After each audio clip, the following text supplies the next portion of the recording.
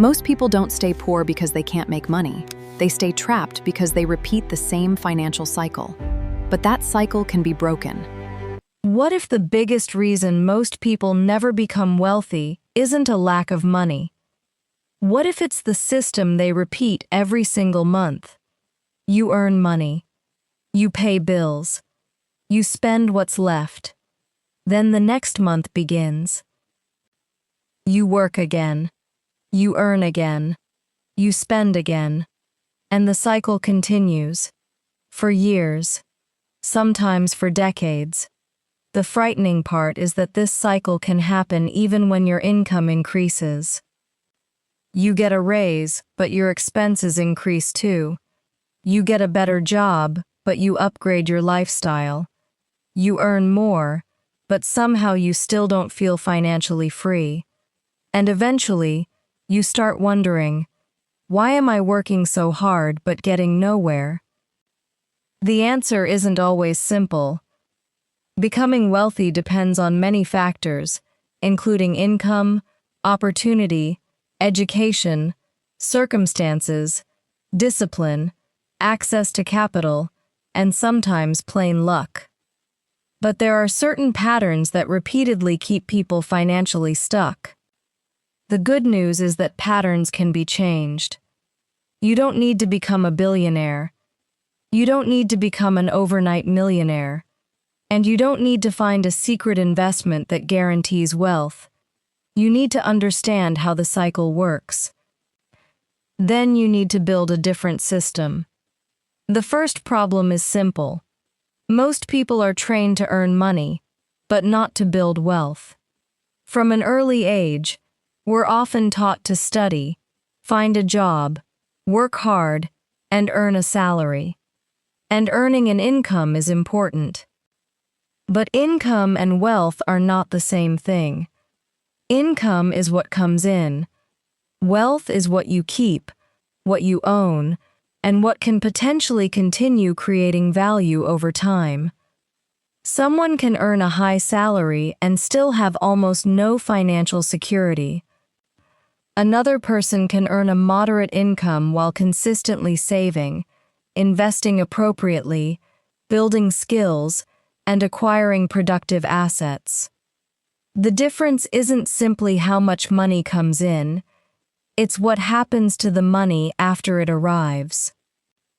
Imagine two people earning the same amount. The first person increases their spending every time their income rises. A bigger apartment, a more expensive car, more restaurants, more subscriptions, more shopping, more vacations. Their income grows, but their financial obligations grow with it. The second person increases their lifestyle more slowly. They save part of their income. They build an emergency cushion. They pay down expensive debt. They develop valuable skills. They invest according to their goals and risk tolerance. They build assets. After several years, their financial situations may look completely different. This is the first major lesson. Making more money doesn't automatically make you wealthy. If your financial system consumes everything you earn, a bigger income simply creates a bigger version of the same problem. This leads to the second trap. Lifestyle inflation. Lifestyle inflation happens when your spending rises whenever your income rises. You get a raise. You think you can finally afford something better. So you upgrade. Then another raise comes. You upgrade again. Eventually, you may be earning much more than you were years ago, but you still feel like you're living from paycheck to paycheck. The problem isn't enjoying your money. You should enjoy your life. The problem is allowing every increase in income to become a permanent increase in expenses. A powerful alternative is to create a gap. When your income increases, allow your lifestyle to improve, but don't let your spending consume the entire increase. Keep part of it. Save part. Use part to improve your skills. Use part to build assets. Use part to enjoy life. That gap is where financial progress can begin. Because wealth requires something many people don't want to hear. You have to keep some of what you earn. This sounds obvious, but millions of people struggle to do it consistently. Why? Because modern life constantly gives you reasons to spend. Advertising tells you that you need something. Social media shows you what other people appear to have. Credit makes purchases feel easier. Entertainment is available instantly. Food can arrive at your door within minutes. Shopping is only a few clicks away. And because spending creates an immediate emotional reward, saving can feel boring. You buy something today. You feel good today. Saving money for something 10 years from now doesn't create the same immediate excitement. This is why wealth requires delayed gratification. You have to be willing to sacrifice a little today for more options tomorrow. That doesn't mean living a miserable life. It means understanding priorities. A person who saves doesn't hate spending. They simply understand that every dollar has a job. Some money can provide enjoyment. Some can protect you from emergencies. Some can improve your future earning ability. Some can potentially grow through long-term investing. The goal is intentional spending, not extreme deprivation. Now let's talk about one of the biggest obstacles to financial freedom: consumer debt. Debt isn't automatically bad. Some forms of borrowing can help people purchase homes, fund education, or build businesses, but expensive consumer debt can become a serious burden. When you use credit to buy things you cannot afford, you're effectively borrowing from your future income. The purchase happens today. The payment happens tomorrow. And interest can make the purchase more expensive. Imagine buying something because you think, "I can afford the monthly payment." That question can be dangerous. The better question is, what is the total cost, and does this purchase actually improve my financial life? A small monthly payment can hide a large total obligation, and when multiple payments accumulate, a large portion of your future income is already committed. This creates another cycle. You work to earn money. But before your paycheck even arrives, part of it already belongs to your past decisions. That is why reducing expensive debt can be such an important financial priority. The goal isn't to fear all borrowing. The goal is to understand the cost. Now consider another trap: trading time for money forever. Most people begin their financial lives by exchanging time for income. You work an hour, you get paid. You work another hour, you get paid again. This is completely normal. Employment provides stability and valuable experience. But there is a limit. You only have so many hours. If your income depends entirely on the hours you personally work, there is a ceiling. You can't work 24 hours a day.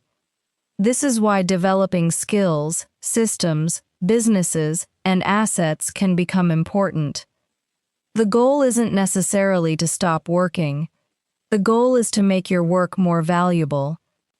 A person who develops a specialized skill may be able to earn more for the same amount of time. A person who builds a business may eventually create systems that allow other people to contribute.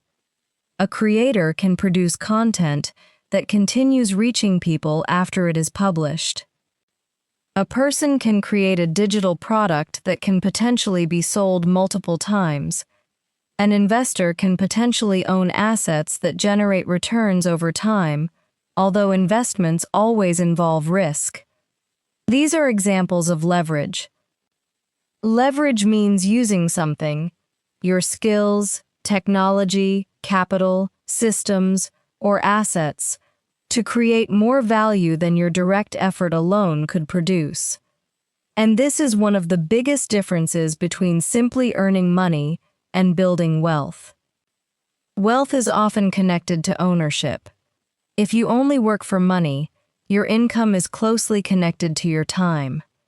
If you also own productive assets, you have another potential source of value. That could be a business. It could be investments. It could be intellectual property. It could be a digital product. It could be a website or media business. It could be something else that has genuine economic value. Ownership doesn't guarantee success. Many businesses fail. Investments can lose value. Products may not sell. But building assets creates the possibility of long-term growth. And that leads to another reason people remain financially stuck. They don't invest in their earning ability. Your greatest asset may not be the money in your bank account. It may be your ability to create income. Think about a person who spends every extra dollar on entertainment. Now imagine another person who uses some of their time and money to develop a valuable skill. They learn sales. They learn communication. They learn technology. They learn programming. They learn marketing. They learn a trade. They learn how to use AI effectively. They become better at solving problems. Over time, their earning potential may increase. This doesn't guarantee success, but valuable skills can create opportunities. And the world is changing quickly. Artificial intelligence is transforming many industries. Some tasks are becoming automated. Some jobs are changing. New jobs and businesses are appearing. The safest response isn't to panic. It's to become adaptable. Learn how technology works.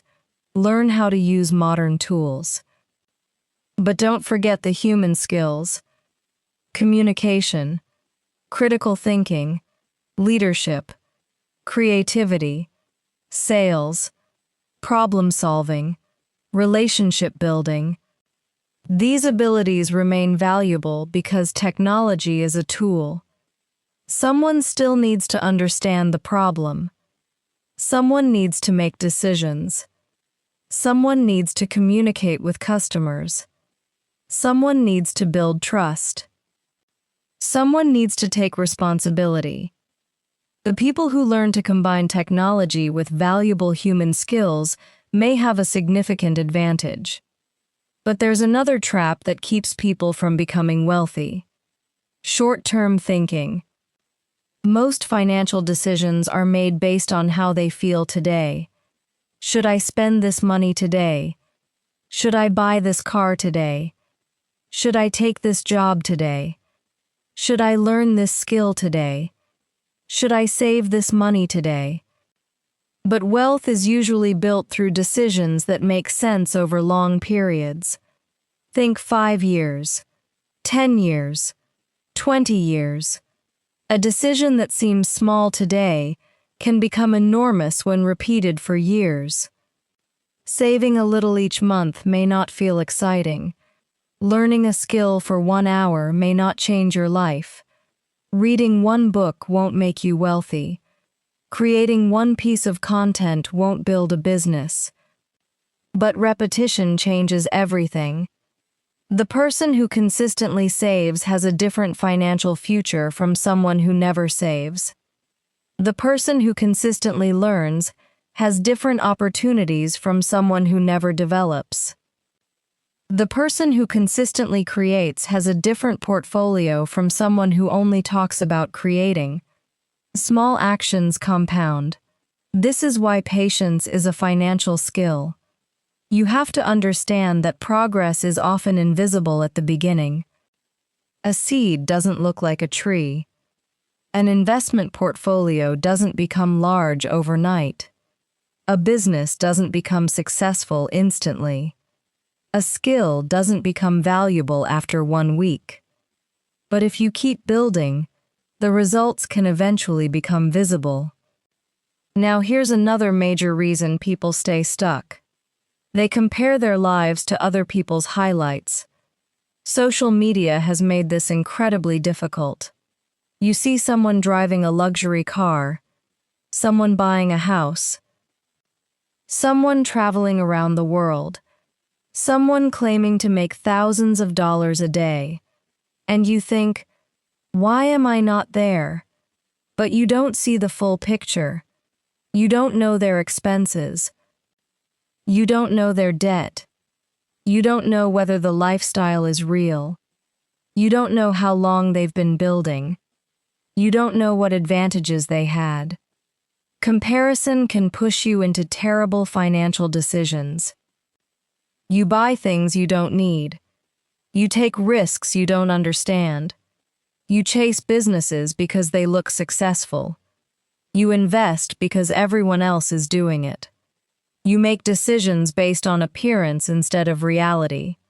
Don't build your financial life to impress strangers. Build it to create freedom. Freedom is not necessarily a luxury car. Freedom might be having enough savings to handle an emergency. Freedom might be being able to leave a terrible job. Freedom might be having the ability to take a calculated business opportunity. Freedom might be having more time with your family. Freedom might be sleeping peacefully because you know your finances are under control. Real wealth is often quieter than people imagine. Now let's talk about risk. Another reason some people never become wealthy is that they are so afraid of losing money that they never learn how to use money productively. But there is a difference between reckless risk and calculated risk. Reckless risk is putting money into something you don't understand because someone promised huge returns. Calculated risk means understanding what you're doing, knowing what you could lose, researching the opportunity, and making a decision appropriate for your circumstances. You don't need to gamble to build wealth. In fact, gambling and investing are very different concepts. The goal is not to find a miracle. The goal is to make intelligent decisions repeatedly. Sometimes the biggest calculated risk isn't investing money. It is investing in yourself. Learning a skill, starting a small business, changing careers, building a product, creating content, trying something new. You might fail, but failure can provide information, and information can help you improve. Now we reach the most important part. How do you actually break the cycle? You start by understanding where you are. Look at your income. Look at your expenses. Look at your debt. Look at your savings. Look at your skills. Look at your assets. And look at where your money goes every month. You can't change what you refuse to measure. You don't need a complicated financial system. Start with awareness. Know what you earn. Know what you spend. Know what you owe. Know what you own. Then identify the biggest problem. Maybe your expenses are too high. Maybe expensive debt is consuming your income. Maybe your income is too low. Maybe you have no emergency savings. Maybe you don't have a valuable skill. Maybe you're constantly buying things you don't need. Don't try to fix everything simultaneously. Pick one major problem. Solve it. Then move to the next. If expensive debt is crushing your finances, create a plan to reduce it. If your income is too low, focus on developing skills that can increase your earning potential. If your spending is out of control, track your expenses and eliminate costs that don't provide enough value. If you have no savings, begin building an emergency cushion. If you have no long-term plan, start learning about investing and financial management. You don't need to become a financial expert overnight. You need to become slightly better every month. And then comes the most important shift. Stop thinking only about income. Start thinking about assets. Ask yourself, what can I build that creates value? Maybe it's a business. Maybe it's a portfolio of investments. Maybe it's a digital product. Maybe it's a website. Maybe it's a YouTube channel.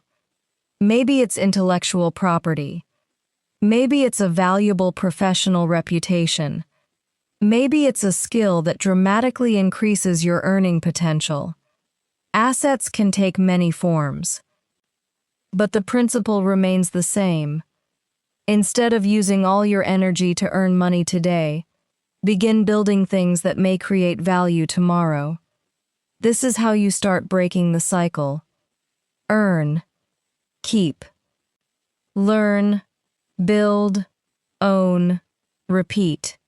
You don't need to become rich overnight. You need to stop moving backward. Then take one step forward. Then another. Think about the next 5 years. What if you developed one valuable skill every year? What if you increased your income while keeping your lifestyle under control? What if you eliminated expensive debt? What if you built savings? What if you learned how investing works? What if you started a small business? What if you created something you own? 5 years can completely change a person's financial position, but only if the system changes. Because if you repeat the same decisions, you'll probably repeat the same results. That's the real lesson. Your financial future isn't determined by one paycheck. It is shaped by your habits, your skills, your decisions, your relationships, your patience, your willingness to learn, and your ability to build. So if you're struggling financially today, don't automatically conclude that you're destined to stay there. Your current situation is not necessarily your permanent situation. But change requires action. You cannot wish your way out of the cycle. You have to build your way out. Learn a skill. Increase your value. Control your spending. Reduce expensive debt. Build savings. Invest carefully when appropriate. Create assets. And think long-term. Most importantly, stop chasing the appearance of success. Chase the reality of financial strength. You don't need to prove anything to social media. You don't need to impress your neighbors. You don't need the newest car. You don't need designer clothes. You don't need to look wealthy. You need to build something that makes you stronger. Because the person who looks rich today isn't necessarily the person who will be financially free tomorrow. Wealth is often built quietly. One saved dollar. One learned skill. One avoided debt. One smart decision. One business idea. One useful asset. 1 year of discipline. Then another. And another. And another. Eventually, those small decisions can become a completely different life. So ask yourself one question tonight. Is the way I'm living today building the future I want? If the answer is no, don't panic. Change one thing, then another. You don't have to transform your entire life tomorrow. Start with your next decision. Spend a little less. Learn something useful. Pay down expensive debt. Save something. Build something. Take a calculated opportunity. And keep going. Because becoming wealthy isn't usually about discovering one magical secret. It's about creating a system where your money, skills, time, and decisions work together.